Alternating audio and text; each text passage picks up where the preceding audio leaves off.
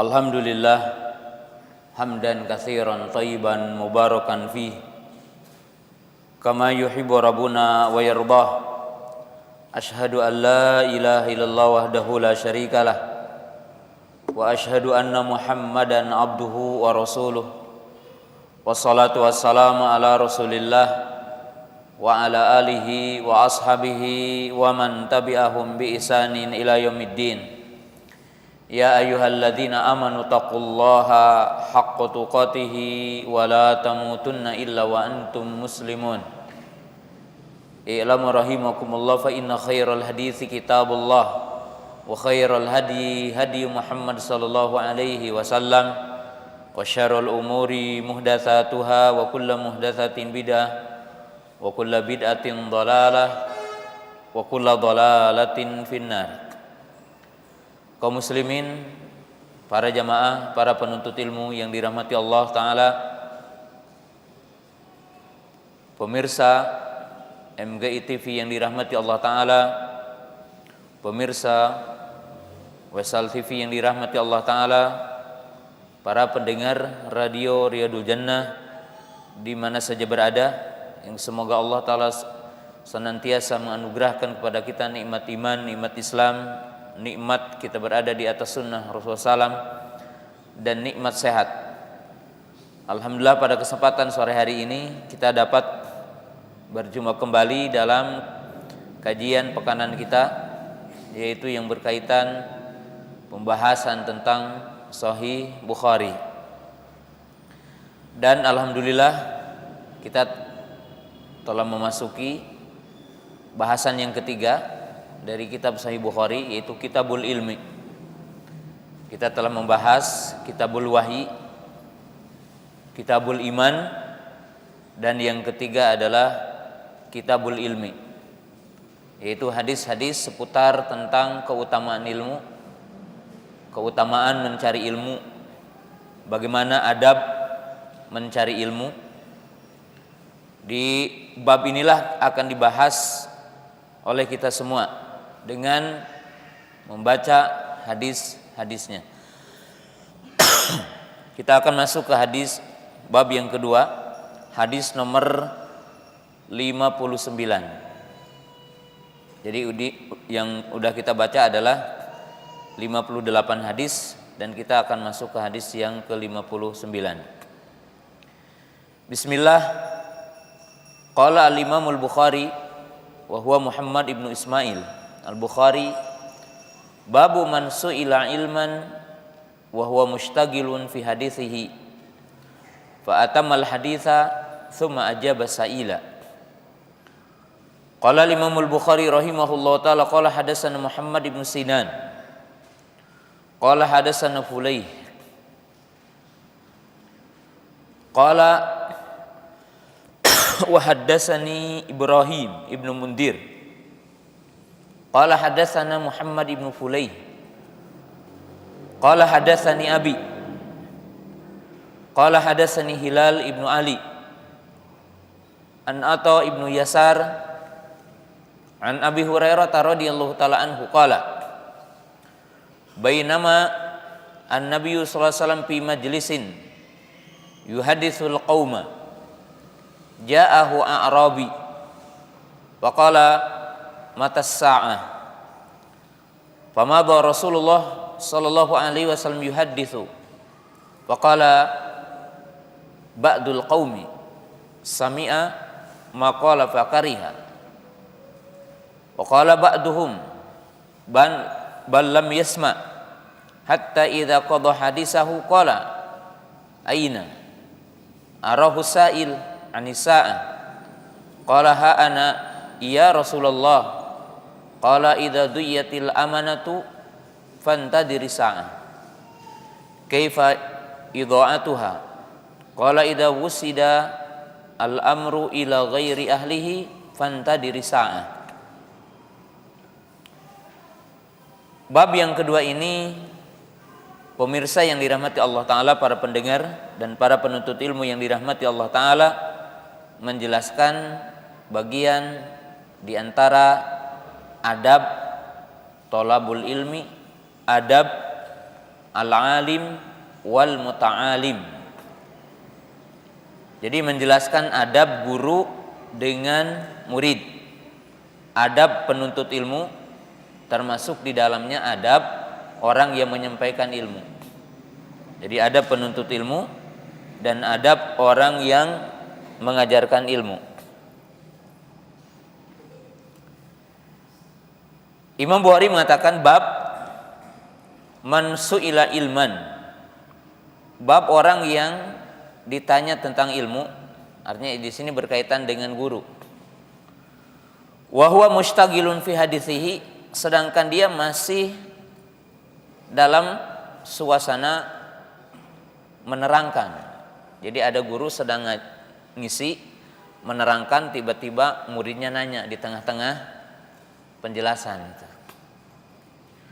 Wa atammal haditsa, maka sang guru tetap meneruskan pembicaraannya. Summa ajaba saila, kemudian setelah selesai pembicaraan baru dijawab pertanyaan. Jadi di sini menunjukkan adab as-sail, adab orang bertanya, dan adab juga orang yang mas'ul, orang yang ditanya. Adab al-mustabti wa adabul mufti, adab orang yang meminta fatwa dan adab orang yang memberi fatwa. Disebutkan dalam bab ini, bab jika seseorang alim, guru, ustadz sedang mengajar, tiba-tiba ada yang ngacung tangan, ustadz nanya, motong gitu, motong pembicaraan. Maka sang guru tetap meneruskan pembicaraannya tanpa menggubris sang penanya. Ya mungkin bahasa kita dicuekin lah, penanyanya dibiarin dulu gitu. Sampai setelah selesai bicaranya baru dijawab pertanyaan itu. Lalu Imam Bukhari meriwayatkan hadis dari jalannya Muhammad ibnu Sinan dari Fulayh, itu Fulayh ibnu Sulaiman. Wa hadatsani, ini perpindahan, jadi gurunya Imam Bukhari di sini ada dua, Muhammad ibnu Sinan dan Ibrahim ibnu Mundir. Semuanya meriwayatkan dari Fulayh, dari Muhammad ibnu Fulayh. Yang pertama adalah meriwayatkan dari Fulayh, itu Fulayh ibnu Sulaiman. Sedangkan yang kedua adalah dari Muhammad ibnu Fulayh. Dari Hilal ibnu Ali, atau juga dikenal dengan Hilal ibnu Maimun atau Hilal ibnu Abi Hilal, itu nama orang tuanya berbeda-beda. An Atta ibnu Yasar, an Abi Hurairah radhiyallahu ta'ala anhu, dari Abu Hurairah semoga Allah taala meridhoi kepadanya, qala, beliau berkata, bainama an-nabiy sallallahu alaihi wasallam fi majlisin, ketika Nabi sallallahu berada dalam satu majelis. Jadi beliau berada dalam satu majelis ilmu. Yuhaddisul qauma, beliau sedang berbicara dengan satu kaum. Ya seperti saya hari ini, gambarannya seperti itu. Sedang menjelaskan ilmu. Ya. Ja'ahu a'rabi, maka datanglah kepadanya seorang Arab Badui. A'rab gambaran ya orang pinggiran, artinya orang yang diam di lembah-lembah. Ya. Faqala, lalu orang itu berkata, matas sa'ah, kapan hari kiamat? Jadi beliau ini bertanya tentang kapan hari kiamat. Fama Rasulullah yuhadisu, maka Nabi SAW terus aja berbicara, terus aja menerangkan, kalau mungkin dibahasakan yang mudah, tanpa menggubris yang nanya. Yang nanya dibiarin aja dulu. Lalu orang-orang berkata, faqala ba'dul qaum, sebagian para sahabat berkata, sami'a maqala fakariha. Nabi SAW mendengar pertanyaan itu, tapi tidak senang gitu. Mungkin maksudnya tidak senang dengan pertanyaannya atau juga tidak senang dengan cara bertanyanya gitu. Karena kurang pas, lagi menerangkan nanya gitu. Wa qala ba'duhum bal lam yasma, berkata yang lainnya mungkin beliau tidak mendengar. Jadi ada orang bertanya tapi beliau tidak mendengar sehingga tidak menjawab. Hatta idza qada hadisahu qala, sehingga tatkala selesai pembicaraannya, qala aina arahu sa'il anisa'ah, mana yang tadi nanya. Jadi ditanya, mana yang tadi nanya? Yang tadi nanya tentang hari kiamat. Qala ha ana ya Rasulullah, maka orang itu berkata, aku, katanya, wahai Rasulullah.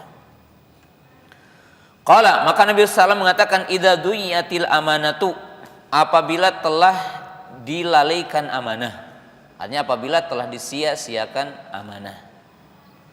Fantadiri sa'ah, maka tunggulah hari kiamat. Qala, lalu orang itu nanya lagi, kaifa idha'atuha, seperti apakah yang dimaksud melalaikan, menyia-nyiakan amanah. Qala idza wusidal amru ila ghairi ahlihi, apabila urusan diserahkan bukan kepada ahlinya. Fantadiri sa'ah, maka tunggulah hari kiamat. Maksudnya hari kiamat ya di sini hari kiamat bukan diartikan tunggulah kehancurannya, itu keliru penerjemahannya ya. Tunggulah kehancurannya, enggak, yang dimaksud memang dekatnya hari kiamat itu. Walaupun mungkin dari sisi hakikat lain bisa saja maknanya, tapi bukan makna hadis ini. Ketika satu urusan diserahkan kepada ahlinya, ya akan rusak. Apapun itu ya. Apapun apabila sesuatu bukan ahlinya, yang mengerjakannya akan rusak. Gitu. Kayu mungkin ya, kalau bukan oleh tukang kayu, ya disugu gitu ya bahasa Sunda, maka sugunya tidak akan bagus ya, dan rusak itu kayu. Gitu. Nah, para jamaah, para penuntut ilmu yang dirahmati Allah Ta'ala, dalam hadis ini ada dua pembicaraan pokok. Pembicaraan yang pertama adalah berkaitan dengan adabus su'al, adab al-alim wal muta'alim, adabul mustabti wal mufti. Dalam hadis ini ada penjelasan tentang adab yang bertanya dan adab orang yang ditanya, atau dalam istilah lain adab yang belajar dengan adab pengajar.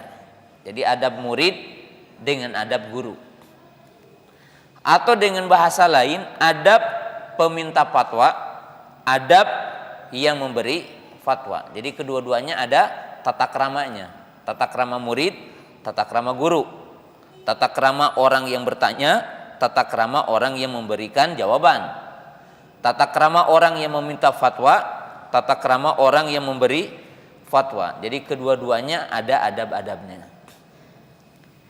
Nanti kita akan bahas. Sedangkan yang kedua, hadis ini berbicara tentang asyratus sa'ah, yaitu berbicara tentang salah satu ciri di antara ciri hari kiamat. Jadi ini dua bahasan. Bahasan yang pertama yaitu berkaitan dengan adab as-su'al, adab bertanya. Ya.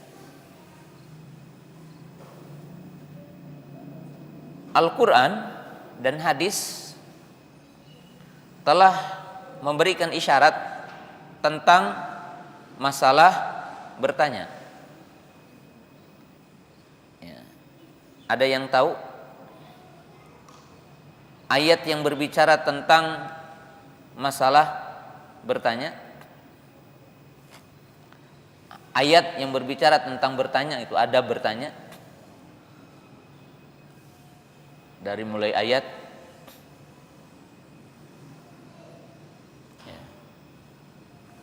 adab tentang bertanya diawali dengan firman Allah Ta'ala ya dalam Al-Quran. Apa ayatnya? Fas'alu ahla dzikri in kuntum la ta'lamun. Jadi dalam Al-Qur'an itu telah dianjurkan kita bertanya, kan itu. Nah, sudah barang tentu dalam kaidah umum segala sesuatu yang diperintah mesti ada aturannya gitu. Jadi ketika Allah menganjurkan orang beriman bertanya kepada orang alim, maka secara otomatis ada aturannya. Nanya itu seperti apa? Ada bertanya itu seperti apa? Itu udah satu kemestian ya dalam ajaran Islam. Jadi tidak ada sesuatu perintah yang kode etiknya tidak ada, aturannya tidak ada gitu. Mesti ada aturannya. Ketika Allah Ta'ala memerintahkan sesuatu, memerintahkan sholat ada kaifiyah sholat gitu. Memerintahkan wudu ada kaifiyah wudunya. Memerintahkan puasa ada tata cara puasa. Memerintahkan haji ada tata cara haji. Memerintahkan umroh ada tata cara umroh. Ya. Maka di sini kita paham sekali gitu ya bahwa Allah memerintahkan kita bertanya, fas'alu ahla dzikri in kuntum la ta'lamun. Kemudian Nabi sallallahu alaihi wasallam mengatakan, innallaha qarahalakum salasan. Allah benci kepada kalian 3 perkara. Ya. Salah satunya adalah kasratu su'al. Bahwa Nabi SAW mengatakan sesungguhnya Allah membenci kalian 3 perkara. Ya. Yaitu syirik. Ya. Kemudian banyak bertanya. Kasratu su'al. Kasratu su'al ini memiliki 2 makna. Yang pertama banyak meminta-minta dalam arti mengemis. Kasratu su'al dalam arti di sini meminta dunia kepada orang, mengemis itu. Makanya orang-orang yang mengemis atau orang-orang yang meminta-minta nanti yaumul qiyamah akan dibangkitkan dalam kondisi wajahnya tidak ada dagingnya. Jadi tidak ada dagingnya. Dalam hadis dikatakan begitu. Man sa'ala nasa takatsuran ya'ti yaumil qiyamati laisa fi wajhi qit'atun minal lahmin. Barang siapa yang meminta kepada Allah, barang siapa yang meminta-minta dan banyak meminta-minta, artinya meminta-minta kepada orang, maka nanti yaumul qiyamah akan dibangkitkan dalam kondisi wajahnya tidak ada dagingnya. Jadi di sini dilarang kita meminta-minta. Dari sisi lain kasratu soal, banyak bertanya dalam arti banyak bertanya.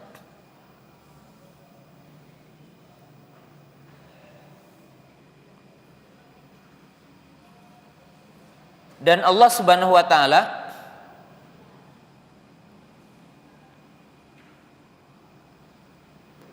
menjelaskan dalam hadis yang lain, umat yang sebelum kita itu dibinasakan oleh Allah Ta'ala dan mereka menjadi kaum yang binasa dikarenakan mereka itu banyak bertanya dan menyelisihi Nabi mereka. Dalam hadis Nabi SAW mengatakan, ma nahaitukum an anhu fajtanibuh wa ma artukum bihi fa'alu minhu mastata'tum fa innama halaka alladzina min qablikum kasratus masailihim wa ikhtilafu ala anbiya'ihim. Bahwa Nabi SAW mengatakan, apa-apa yang aku larang atas kalian darinya maka tinggalkan, dan apa-apa yang aku perintahkan kepada kalian maka lakukanlah semampunya. Karena orang-orang yang sebelum kalian hancur karena mereka banyak bertanya kepada nabi-nabi mereka dan banyak menyelisihi nabi mereka. Jadi seolah-olah di sini ada 2 redaksi syariat. Pertama ada motivasi bertanya, fas'alu ahla dzikri in kuntum la ta'lamun. Jadi bertanya itu dianjurkan bagi setiap mukmin. Tapi dari sisi lain ada juga ancaman kepada orang yang bertanya gitu. Yaitu kasratus su'al, itu dibenci sama Allah katanya.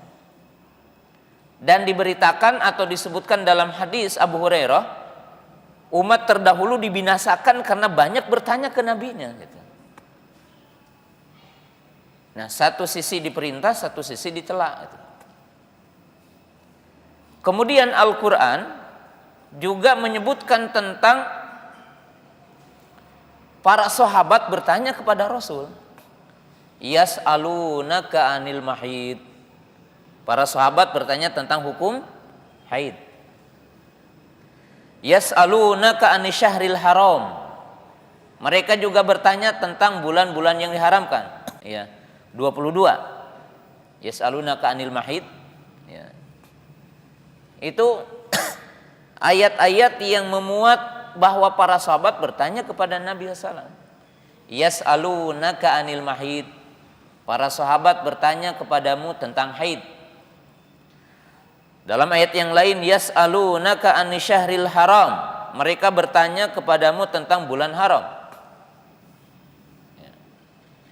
Kemudian ayat yang ketiga, yas'alunaka 'anil ahillah. Semuanya dalam surah Baqarah tuh. Yas'alunaka 'anil ahillah.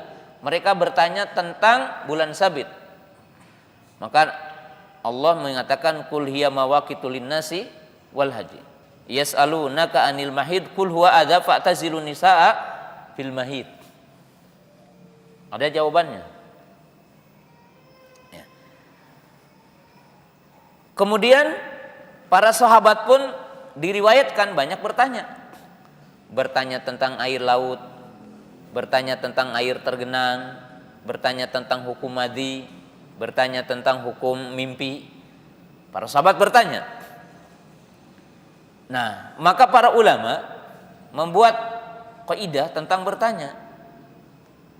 Karena bertanya itu dianjurkan dalam syariat.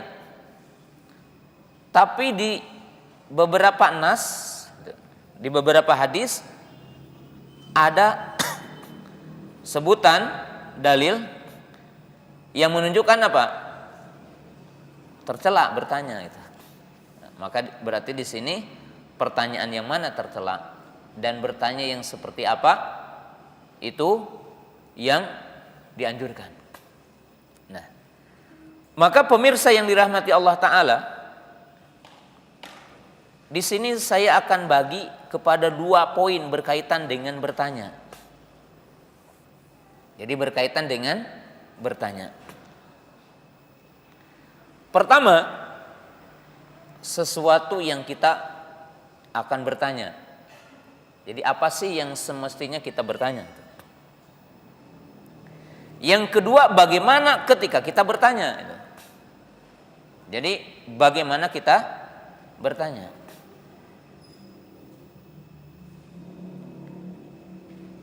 Islam memotivasi setiap mukmin untuk bertanya kepada ulamanya, kepada orang yang ahli di bidangnya. Fas'alu ahla dzikri. Diperintah bertanya. Dan Al-Quran menceritakan bahwa para sahabat bertanya. Setidaknya dalam 3 ayat tadi dalam surah Al-Baqarah, para sahabat bertanya tentang 3 hukum besar. Yas'alunaka 'anil mahid. Mereka bertanya tentang haid. Bagaimana wanita ketika haid, boleh dijima atau tidak? Oh, dilarang berjima. Mereka bertanya tentang bulan yang diharamkan. Maka Allah menyebutkan bulan yang diharamkan ada 4, ya, yaitu Dzulqa'dah, Dzulhijjah, Muharram, dan Rajab. Maka ini 3 bulan yang 4 bulan yang diharamkan. 3 bulan bergandengan, 1 bulan berpisah. Mereka bertanya tentang bulan sabit. Yas'alunaka 'anil ahillah. Allah menyebutkan para sahabat bertanya. Dan Allah memberikan jawabannya. Membimbing Rasulnya untuk menjawab semua pertanyaan para sahabat. Menunjukkan hukum asal bertanya dianjurkan bagi setiap mukmin. Dan dalam orang mukmin itu bertanya tentang hal-hal yang berkaitan dengan agamanya, yang bisa menyelamatkan dirinya. Nah, tapi kenapa disebutkan mungkin dalam hadis larangan bertanya dan dicela bertanya, kasratu soal. Maka ternyata di sini bertanya itu ada yang dianjurkan, ada yang mulia, ada yang tidak dianjurkan, ada yang tercela. Salah satu contoh di sini pertanyaan yang itu dicela dan pertanyaan yang itu termasuk pintu fitnah, pertanyaan pintu bid'ah, pertanyaan pintu fitnah, pertanyaan yang sesungguhnya itu adalah inginnya bukan sesuatu yang diinginkan oleh dirinya adalah amal, tapi adalah ingin menolak kebenaran. Ya. Contohnya pertanyaan li ajli ta'annud, pertanyaan dengan tujuan supaya muftinya tidak bisa jawab. Jadi hanya untuk menjadikan satu pertanyaan bagaimana merendahkan yang ditanya. Ya, itu tidak boleh. Pertanyaan dengan tujuan keluar dari hukum. Contohnya apa? Allah mengisahkan Bani Israel. Ketika Allah memerintahkan untuk menyembelih seekor sapi, dan sapi adalah simbol yang diibadahi oleh Bani Israel waktu itu. Jadi sebagian Bani Israel menjadikan sapi adalah sebagai ritual untuk diibadahi. Maka ketika Allah memerintahkan menyembelih sapi waktu itu, mereka pura-pura bertanya, ya, sapi jantan atau sapi betina katanya, tanya gitu. Ya. Kemudian sapi yang warnanya apa gitu, dengan tujuan agar mereka tidak jadi menyembelihnya. Maka pertanyaan dengan tujuan orang keluar dari hukum dan menjadi boleh umpamanya baginya itu termasuk dilarang dalam Islam. Ya, jadi dilarang dalam Islam. Ya, itu contoh. Atau bertanya dengan sesuatu yang tidak bermanfaat bagi diri atau orang lain yang mendengar, itu dilarang dalam Islam. Bertanya. Atau bertanya dengan seolah-olah ingin menjatuhkan yang ditanya. Nih, saya akan coba Ustadz ini biar pamornya jatuh, tanya. Kemudian diseret dengan beberapa pertanyaan sehingga Ustadznya tidak bisa jawab umpamanya. Nah, ini tercela gitu. Bertanya seperti ini tercela. Dan pertanyaan-pertanyaan yang itu dikatakan dalam istilah mughalatoh. Mughalatoh itu untuk memutarbalikan fakta dan membuka pintu fitnah. Salah satu contoh, Imam Malik, gurunya Imam Syafi'i, Imam Darul Hijrah, gurunya Imam Syafi'i. Beliau berada di majelis seperti saya hari ini di majelis gini, dan kaum muslimin di situ ada waktu itu. Lalu muncullah seseorang dan dia bertanya dengan ayat Ar-Rahmanu 'alar as-istawa. Qala kaifa istiwa'uhu.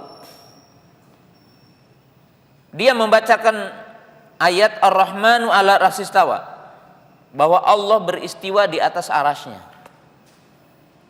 Lalu orang itu bertanya, bagaimana istiwanya? Maka Imam Malik terdiam gitu. Beliau merundukkan mukanya, kelihatan wajahnya berubah, marah di saat itu. Ya, di saat itu beliau marah. Lalu beliau berkata, al-istiwa'u ma'lumun, ma'lumul makna. Wal kaifu majhulun. Wal imanu bihi wajibun wa su'alu anhu bid'atun.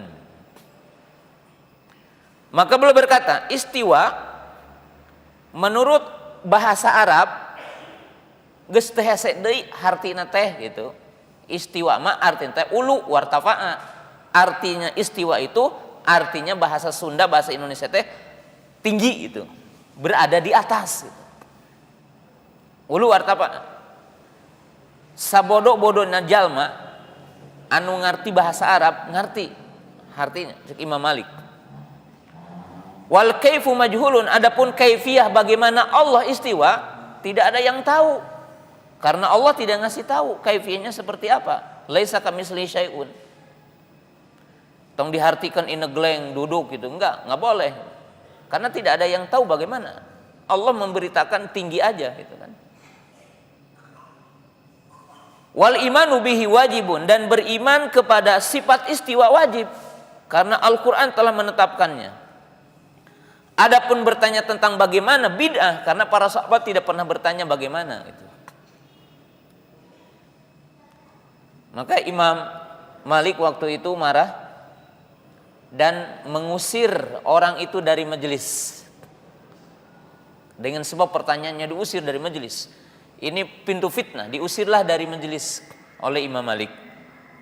Disuruh pergi. Dan dari situlah munculnya Mu'tazilah. Ia mengingkari sifat-sifat Allah. Ia mengingkari sifat-sifat Allah Ta'ala. Sebab senantiasa bertanya kenapa, bagaimana gitu ya. Ini pertanyaan-pertanyaan yang membuka pintu kesesatan. Pertanyaan-pertanyaan yang membuka pintu penyimpangan. Yang intinya adalah berawal dari penolakan hati kepada nas. Ya. Penolakan hati kepada nas. Maka timbul pertanyaan, kenapa?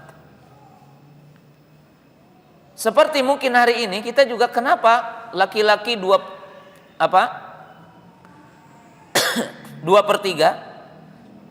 ya. Sedangkan perempuan 1/3. Pertanyaan kenapa adalah berawal dari orang itu tidak istislam kepada nas ya. Karena orang yang istislam, orang yang tunduk dan patuh kepada nas, dia akan sami'na wa ata'na. Dia akan sami'na wa ata'na gitu. Dia tidak akan bertanya kenapa yang mencuri dipotong tangan, kenapa yang berzina diranjam, kalau muhsan, kenapa yang membunuh dibunuh. Dia tidak akan bertanya kenapa. Dia tidak akan bertanya kenapa. Karena pertanyaan itu umumnya adalah berawal dari hati yang menolak kepada nas syar'i. Nah, maka pertanyaan-pertanyaan semacam ini dilarang dalam Islam. Dilarang dalam Islam. Karena pertanyaannya bukan ingin tahu. Ya. Dan ini pembahasannya nanti khusus ya nanti. Yang kedua, ini berbicara tentang kalaupun yang ditanyakannya adalah sesuatu yang baik dan yang ditanyakannya adalah sesuatu yang bermanfaat, maka ada adab cara bertanyanya. Jadi ada adab cara bertanyanya. Walaupun yang ditanyakannya adalah perkara yang dibutuhkan, perkara yang hak, perkara yang baik, perkara yang dianjurkan, Islam tetap mengasih tuntunan cara bertanya. Jadi cara bertanya. Salah satu adab dalam bertanya bahwa para ulama telah mengatakan ikhlasun niyah. Ikhlas niatnya. Kenapa dikaitkan ikhlas ketika orang bertanya? Tidak sedikit orang bertanya itu pertama punya tujuan untuk menguji gurunya. Ada di berbagai masjid atau di berbagai majelis taklim yang menurut cerita saya sering dapat itu, Pak Ustadz, pokoknya di sini ada, nanti hati-hati ya, ada orang penanya, banyak ustadz yang keteteran katanya dengan pertanyaannya gitu. Diwanti-wanti ustadznya gitu. Ini kalau nanya senantiasa itu. Dan kalau nanya pingin selalu menang gitu. Apa yang dia inginkan gitu kan. Nah ini kan tidak boleh gitu orang. Atau pertanyaan itu dengan tujuan supaya ustadznya kepepet. Kepepet ya, kalau ditanya begini ustadznya akhirnya diam itu, tidak jawab. Sehingga popularitas ustadznya dari berkurang lah dengan sebab itu. Nah, ini berawal dari niat yang tidak ikhlas, tidak punya tujuan. Nah, itu niat. Ya. Yang kedua, di antara adabnya bahwa bertanya itu adalah bertanya sesuatu yang sesungguhnya kita tidak tahu. Kalau orang tahu jawabannya, lalu dia bertanya, maka itu sesuatu yang tidak ada faidah baginya. Tidak ada manfaat baginya. Kenapa bertanya sesuatu yang dia tahu? Dia tahu. Ketiga, bertanya itu adalah sesuatu yang memberi manfaat kepada dia, yaitu menghilangkan kejahilan yang dia tidak tahu. Harus sesuatu yang bermanfaat. Maka Nabi SAW juga memberikan beberapa contohnya di dalam menjawab. Nabi SAW ditanya setidaknya dalam 3 momen tentang hari kiamat. Momen yang pertama yaitu oleh malaikat Jibril. Kata malaikat Jibril setelah bertanya apa itu iman, apa itu Islam, apa itu ihsan, maka beliau ditanya mata sa'ah, kapan hari kiamat? Maka kata Nabi SAW yang ditanya tadi lebih tahu daripada yang bertanya. Lalu Nabi SAW ditanya ciri-cirinya apa? Baru menjawab. Ini momen pertama. Momen kedua, beliau ditanya oleh seseorang yang sama pertanyaannya dengan ini. Ada orang bertanya, ya Rasulullah mata sa'ah, kapan hari kiamat? Beliau balik tanya, mada adat tali sa'ah, apa yang engkau persiapkan untuk hari kiamat? Nanya-nanya hari kiamat itu. Yang ketiga momennya ini, beliau ditanya mata sa'ah, lagi ngisi gitu. Maka beliau menyebutkan cirinya di sini. Jadi beliau menyebutkan apa? Ciri hari kiamat. Ciri hari kiamat. Kenapa? Sebab tidak urgen tahu kapan hari kiamat. Jadi pahami di sini. Ini kita tidak urgen tahu kapan hari kiamat.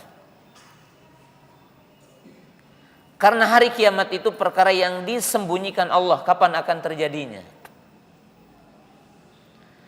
Dan bukan sesuatu yang urgen orang tahu kapan hari kiamat. Maka Nabi SAW mengisyaratkan dengan jawaban yang manfaat bagi penanya. Yang pertama, beliau menjawab tentang ciri-cirinya agar orang semakin cepat mempersiapkan bekalnya. Seperti kalau kita akan berkunjung, udah dekat enggak? Udah. Biasanya baju dibereskan dulu gitu kan. Karena kita akan, antum rombongan apa? Walimahan ya. Pengantin ya. Calon pengantin. Udah dekat, siap-siap berdiri dulu katanya. Bajunya dirapihin dulu. Kenapa? Udah dekat itu. Itu gambaran seperti itu. Maka Nabi SAW ketika beliau ditanya kapan hari kiamat, tidak menyebutkan harinya, tidak menyebutkan tahun berapa, tersisa berapa lagi, gitu kan, nggak disebutkan. Walaupun ada orang yang mencoba-coba dikatakan 50 tahun lagi, itu tidak benar ya. Itu tidak sesuai dengan apa yang dijelaskan oleh para ulama. Tidak sesuai dengan manhaj salaf itu. Menentukan 50 tahun lagi atau berapa itu, nggak ada. Beliau menyebutkan ciri-cirinya, alamatnya. Dan alamat hari kiamat ini ada 2 kan. Sugro, kubro. Ada ciri hari kiamat kecil, ada ciri hari kiamat besar. Ciri hari kiamat kecil ada yang udah berlalu, udah lewat. Ada yang belum, ada yang sedang. Nah, maka Nabi SAW mengasih tahu ciri-cirinya. Yang kedua, Nabi SAW mengarahkan kepada yang paling bermanfaat baginya. Di mana ketika orang bertanya kapan hari kiamat, maka Nabi SAW balik tanya, apa yang kamu persiapkan dengan hari kiamat? Udah punya bekal apa katanya untuk hari kiamat? Lalu sahabat itu berkata, la syai, katanya tidak ada, ghairu anni uhibbuk. Tidak ada katanya perbekalan bagiku untuk hari kiamat selain aku mencintaimu. Jadi simpel sahabat juga jawabannya. Qala Nabi sallam, anta ma'a man ahbabta. Maka Nabi SAW mengatakan, engkau akan bersama dengan orang yang engkau cintai. Dan kecintaan para sahabat kepada Nabi SAW bukan seperti kecintaan kita hari ini tentunya, yang mengatakannya dengan lisan semata, tidak ada bukti cintanya. Cintanya para sahabat kepada Nabi SAW bagaimana? Mengikuti sunnahnya, mengikuti syariatnya, mendahulukan ucapannya dari ucapan yang lainnya. Ini bukti cinta. Menolong jiwanya, menolong fisik Nabi SAW di saat itu, ya, membela Nabi SAW secara fisiknya, membela syariatnya. Apa? Para sahabat menyampaikan tafsir Quran kepada kita, menyampaikan hadis-hadis Nabi SAW, mengajarkan agama kepada kita melalui para sahabat, dan itu bukti cinta para sahabat dengan Nabi SAW. Maka Nabi SAW mengarahkan ini bertanya itu harus yang memberi manfaat. Kemudian di antara adab bertanya, tidak boleh bertanya kepada banyak orang alim dengan tujuan mencari yang mudah. Ini antum bertanya tentang hukum jual beli, datang kepada Ustadz Anu, nggak boleh. Datang ke Ustadz Anu boleh. Oh ini yang enak ya, ambil gitu ya. Nggak boleh. Bertanya kepada beberapa ustadz dengan tujuan mencari yang boleh. Gitu. Karena orang itu tafaqquh fiddin. Bertanya. Mencari yang mudah semuanya. Ini ada bertanya. Kemudian di antara adabnya ini yang kita bahas dalam hadis ini, tidak boleh atau tidak tepat orang bertanya ketika sang guru sedang menyampaikan ilmu. Jadi di antara adabnya bahwasanya murid itu tidak boleh memotong ucapan gurunya. Seorang murid tidak boleh memotong ucapan gurunya, tidak boleh nyelah gitu. Ini bagian adabnya. Di antara adab. Kecuali betul-betul ada maslahat. Kecuali betul-betul ada maslahat. Dan di sini menunjukkan bahwa guru, adab guru, boleh bagi dia untuk tidak menjawab pertanyaan muridnya. Jadi boleh bagi guru untuk tidak menjawab pertanyaan muridnya dan mengabaikan pertanyaannya sehingga selesai dulu pembicaraannya. Jika pembicaraannya ini urgen, sedangkan yang ditanyakannya itu bukan hal yang urgen di saat itu. Jadi ini adab kedua belah pihak.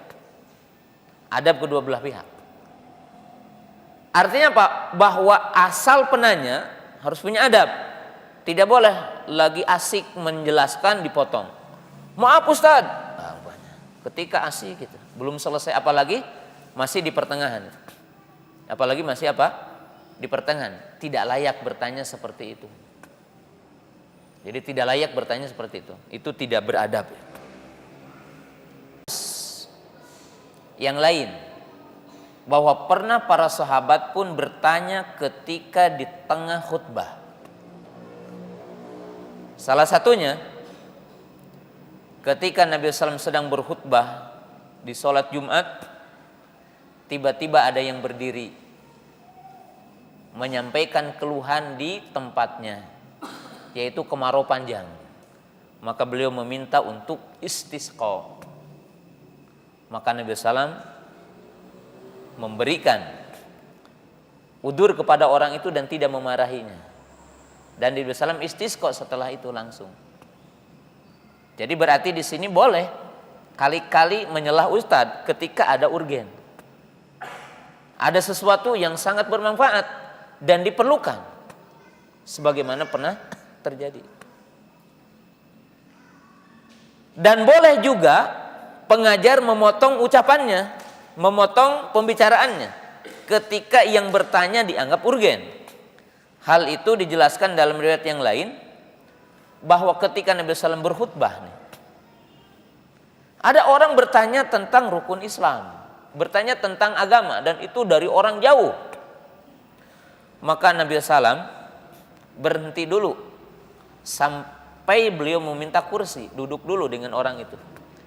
Nah, ini rahmatnya Nabi SAW itu. Berhenti dulu mengajar, lalu beliau duduk dengan orang itu. Maka dijelaskanlah perkara agama kepada orang itu. Setelah itu beliau meneruskan lagi pembicaraannya. Jadi meneruskan lagi apa? Khutbahnya. Jadi di sini adab yang bertanya, adab yang memberikan apa? Jawaban. Dan baginda Nabi Shallallahu Alaihi Wasallam di sini menunjukkan sifat rahmah, syafaqah. Beliau tidak ngata-ngatain orang yang bertanya ini, dan beliau memberikan jawaban setelah selesai. Mana yang tadi bertanya, panggil katanya ke sini. Mana yang tadi bertanya? Maka Nabi SAW dijawab setelah beliau selesai itu. Dan ini rahmah. Kemudian di dalam hadis ini, si penanya boleh mengajukan lagi pertanyaan bila belum jelas, boleh gitu. Yaitu muraja'atus su'al. Jadi ditambah pertanyaannya ketika butuh. Sebab ketika Nabi SAW menjawab, ciri hari kiamat adalah apabila amanah telah dilalaikan, amanah telah disia-siakan. Maka sahabat itu bertanya, bagaimana katanya? Saya belum paham. Maka Nabi SAW menjawab, apabila diserahkan urusan bukan kepada ahlinya. Jadi di sini para ibu, para bapak, pemirsa yang dirahmati Allah Ta'ala, para pendengar yang dirahmati Allah Ta'ala, boleh kita bertanya dengan menambah, berdialog dengan guru. Ya. Seperti Maimunah dengan Nabi SAW. Kata Maimunah radhiyallahu ta'ala anha, hal alar mar'ati min guslin idhiya ihtalamat. Apakah bagi wanita harus mandi kalau dia mimpi? Maka Nabi SAW menjawab, iya kalau dia lihat air mani katanya. Mungkin apakah Maimunah ceritanya seperti apa? Beliau tanya lagi. Memangnya katanya wanita keluar air mani gitu. Lalu Nabi SAW menjawab, tidak mengatakan iya di situ. Jawab dengan lebih cerdas lagi, artinya sesuatu yang lebih jauh itu, agar berpikir Maimunah radhiyallahu ta'ala anha. Kata beliau, dari mana katanya ada anak percis ibunya, wajahnya, kulitnya, karakternya, kalau tidak ada air maninya. Maka wajah itu sama dengan ibunya, karena itu adanya persatuan, adanya apa? Ya, menyatunya antara dua mani, mani laki-laki dengan mani perempuan, sehingga ada wajah yang persis bapaknya, ada wajah yang persis apa? Ibunya. Maka mana yang lebih dominan dan lebih asbak, katanya lebih dulu, maka itu yang akan lebih mendekati. Ya. Barulah Maimunah paham. Jadi di sini menunjukkan boleh orang berdialog dengan guru. Ya. Dan pertanyaan dalam ilmu ada dua, pertanyaan dari guru, pertanyaan dari murid. Nanti akan ada bab setelahnya, pertanyaan dari guru, di mana biasanya bertanya kepada para sahabat. Nah ini apa? Adab, ya, bertanya. Ada bertanya dan adab orang yang memberikan apa? Jawaban. Ya seperti nanti kita akan tahu, atau dalam pembahasan yang telah lalu, boleh guru menjawab lebih dari pertanyaan yang bertanya. Jadi guru boleh menambah jawaban dari pertanyaan muridnya. Ya, contohnya apa? Bahwa guru boleh melebihkan jawaban dari pertanyaan muridnya. Yaitu dalam hadis ketika para sahabat bertanya tentang air laut. Jadi para sahabat bertanya tentang hukum air laut. Maka Nabi SAW menjawab tentang bangkai laut. Maka Nabi SAW mengatakan huwa tahuru ma'uhu wal hillu maitatuhu. Kata Nabi SAW, air laut itu suci dan bangkainya halal. Ditanya satu, jawabannya apa? Dua. Ketika itu bermanfaat, karena tentunya para sahabat apabila ke laut akan mendapatkan dua kejadian. Ima dia tidak mendapatkan air, yang didapatkan air laut saja, maka silahkan berwudu karena air laut suci. Yang kedua, bagaimana kalau para sahabat mungkin mendapatkan bangkai-bangkai laut, bangkai-bangkai ikan? Maka Nabi SAW mengatakan bangkai ikan adalah halal, dikecualikan dari haramnya bangkai. Jadi bangkai itu hukum asalnya kan haram, maka bangkai laut atau bangkai ikan itu tidak haram, halal bagi kita. Jadi di situ adalah adab yang bertanya, ya, adab orang yang ditanya. Kaum muslimin, pemirsa yang dirahmati Allah Subhanahu wa taala.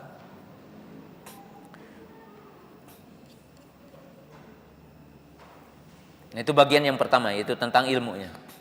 Jadi beberapa adab tentang bertanya. Kemudian bagian yang kedua dalam hadis ini berbicara tentang asyratus sa'ah, yaitu tentang ciri-ciri hari kiamat.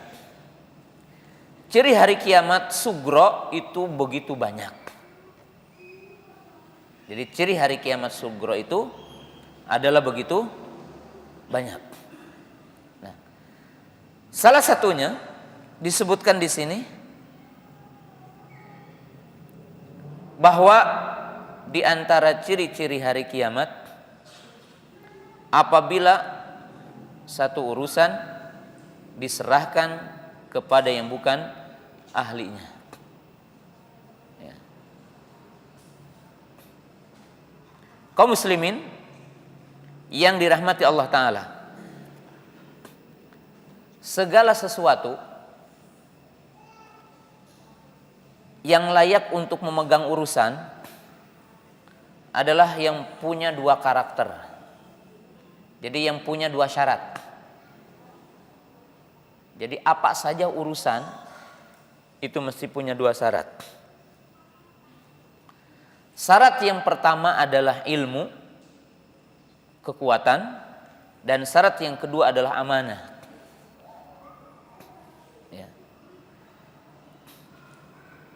Ya, kalau dalam istilah dunia pendidikan hari ini ada dua moral. Ya. Ada dua moral yang harus ada pada orang. Ya. Yang pertama, kemampuan untuk bekerja.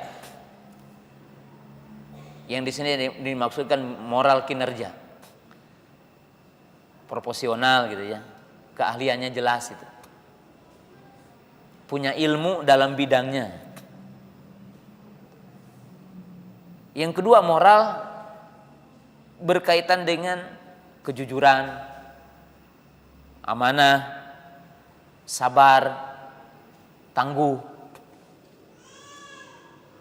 Ini moral kinerja.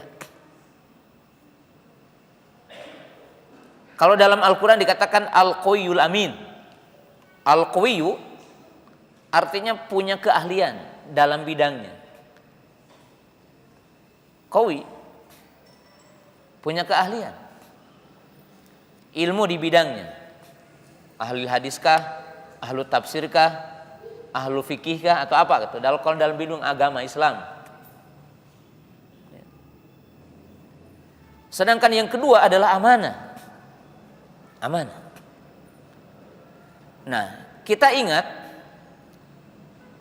jika sesuatu diserahkan kepada bukan ahlinya, maka menunjukkan dekatnya hari kiamat. Karena menunjukkan bahwa manusianya sirrul khalqi, orang-orang yang buruk. Orang-orang buruk. Dan jika satu perkara diserahkan kepada yang bukan ahlinya, maka akan terjadi kerusakan amanah. Sekarang kita tahu di dalam hadis bahwa Nabi SAW mengatakan ciri-ciri hari kiamat ini, bahwa Nabi SAW mengatakan sebaik-baik generasi adalah generasiku, kemudian para sahabatku, kemudian para tabi'in, para tabi'in. Kemudian akan muncul orang-orang yang dia bersumpah sebelum orang meminta bersumpah. Dia berjanji sebelum orang meminta janji. Jadi dia berjanji sebelum orang meminta janji. Janji kalau saya kepilih akan begini, gitu kan. Kalau saya jadi presiden akan begini, kalau saya jadi gubernur akan begini, kalau saya kepilih jadi anggota DPR akan begini. Ya. Itu masa-masa yang memang digaris bawahi oleh Nabi SAW.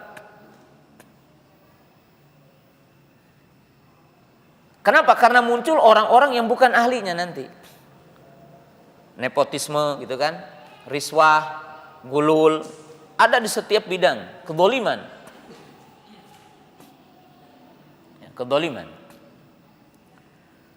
Kemudian Nabi SAW mengatakan nanti akan datang para pemimpin yang menjadi teman setianya adalah orang-orang yang bukan ahlinya. Jadi nanti akan muncul para pemimpin yang korin-korinnya, yang para menterinya, orang-orang yang dekat dengannya adalah orang-orang yang tidak amanah. Karena terjadi persekongkolan itu, berkaitan dengan semua pihak sisi. Dan ini telah diwanti-wanti oleh Nabi SAW. Telah diwanti-wanti oleh Nabi SAW. Ya, itu ciri hari kiamat. Ya. Karena yang muncul adalah orang-orang yang tidak amanah. Orang-orang yang mereka itu pengkhianat-pengkhianat. Orang-orang yang mereka jahil. Jadi di sini menyatu ya. Ghalabatul jahl, ghalabatul zulmi, ghalabatul khiyanah. Kata para ulama, maka akan terjadi di akhir zaman itu puncaknya kebodohan. Karena dalam hadis dikatakan inna min asratisa raf'ul ilmi wa intisyarul jahli. Di antara ciri hari kiamat adalah diangkatnya ilmu dan banyaknya kebodohan. Kemudian yang namanya amanah ini sudah sulit orang dicarinya amanah ini. Orang yang amanah ini sulit dicarinya. Tapi itu dalam setiap lini kehidupan. Bukan hanya kita berbicara tentang pemimpin, tapi di setiap lini yang namanya amanah itu udah sulit ya. Yang amanah itu adalah sulit. Jadi hadis ini menunjukkan bahwa akan terjadi kerusakan dan dekatnya hari kiamat ketika orang-orang yang memangku jabatan, orang-orang yang memangku kekuasaan, dan termasuk orang-orang yang diberikan amanah apa saja. Mungkin jadi mudir, jadi kepala sekolah, jadi ketua yayasan, adalah orang-orang yang udah tidak kapabel lagi gitu. Tidak punya ilmu dan tidak amanah.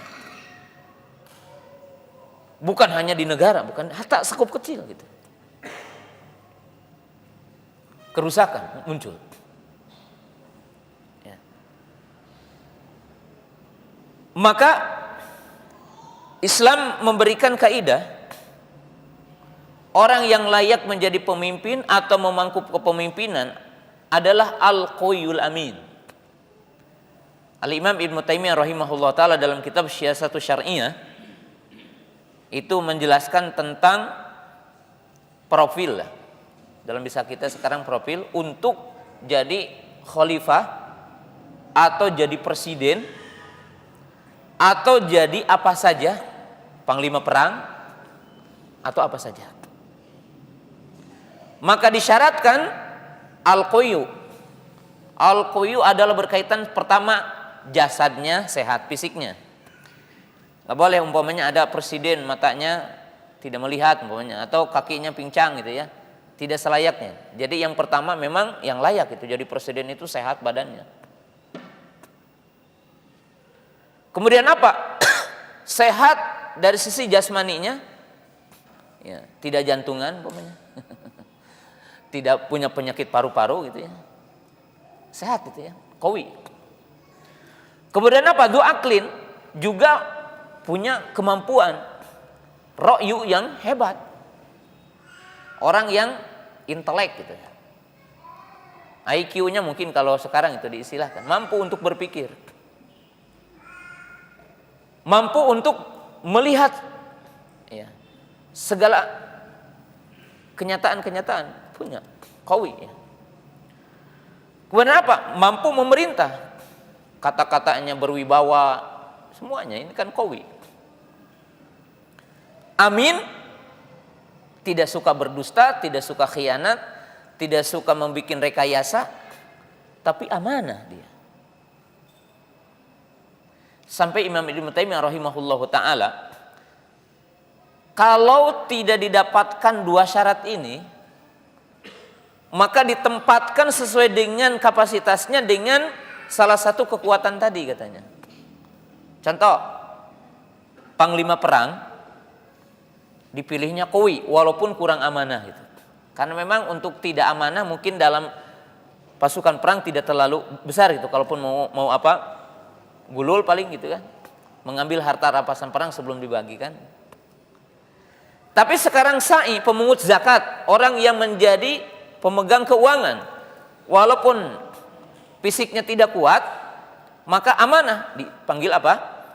Diambil amanahnya. Ya, termasuk antum kalau bikin yayasan gitu ya. Ini orang yang mau dikerjakannya jadi apa? Nah, ini standarnya gitu kan. Standar. Antum bikin yayasan, bikin sekolah gitu ya. Kalau bagian sarpas mungkin hanya kalau sarpasnya yang langsung ngangkat-ngangkat batu, yang kuat aja fisiknya gitu. Walaupun kurang amanah gitu kan. Tapi kalau bagian keuangan jangan orang yang banyak berpikir, nanti mungkin lebih mudah untuk korupsi. Apa? Yang penting amanah gitu ya, mampu ya, mengedit keuangan gitu. Contoh ini ya. Jadi Nabi SAW telah mengisyaratkan kepada kita, dan ini bagian dari adab mencari ilmu hadis ini. Bertanya ada adabnya, menjawab ada adabnya. Ya. Ya, demikianlah apa yang bisa sampaikan. Subhanakallahumma bihamdika asyhadu an la ilaha illa anta astaghfiruka wa atubu ilaik. Assalamualaikum warahmatullahi wabarakatuh.